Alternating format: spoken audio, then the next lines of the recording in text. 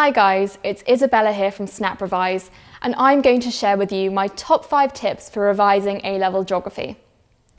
My first tip for revision is organisation, because the geography syllabus is so extensive and you'll be revising for other subjects as well, so it's really crucial that you keep yourself organised. I would recommend making a timetable for your revision period, making sure you allocate equal amounts of time for each geography topic to make sure you cover everything. Obviously, it's fine to spend more time on topics you struggle with, but you have to make sure that you aren't neglecting another topic. Secondly, it's really important that your revision notes are organised as well. Instead of writing things out in rough, I highly advise that you write a neat and concise set of notes that you can always refer back to. If you find it useful, it can be helpful to colour coordinate your notes, using specific colours for keywords, definitions, and case studies likewise. If you find it too time-consuming to write your notes out by hand, feel free to type them up, print them out, and use highlighters instead.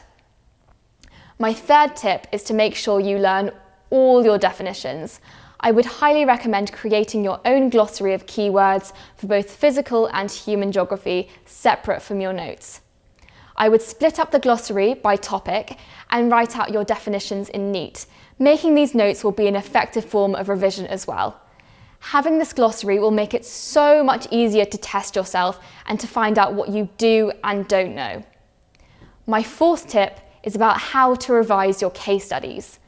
I found the use of flashcards really helpful for learning case studies, so you'll hopefully have all your case studies written up in full in your books.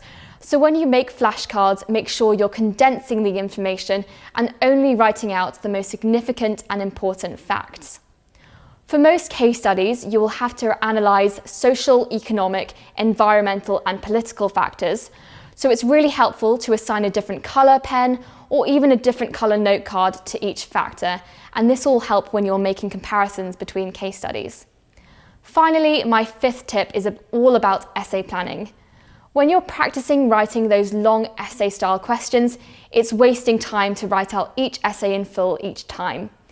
Even though you will have to practice writing essays in time conditions, in terms of practicing essay structure, it's way more effective to practice making concise but detailed essay plans. I would suggest going through past papers and collecting a list of essay titles to make plans for.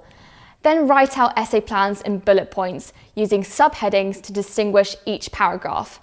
Make sure to include a good introduction, around 4 to 5 points or paragraphs, and finish with a conclusion.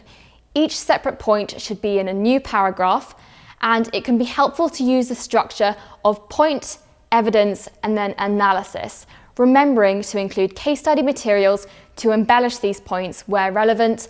And finally, remember it's all about quality, not quantity. Hi guys, I hope you enjoyed the video.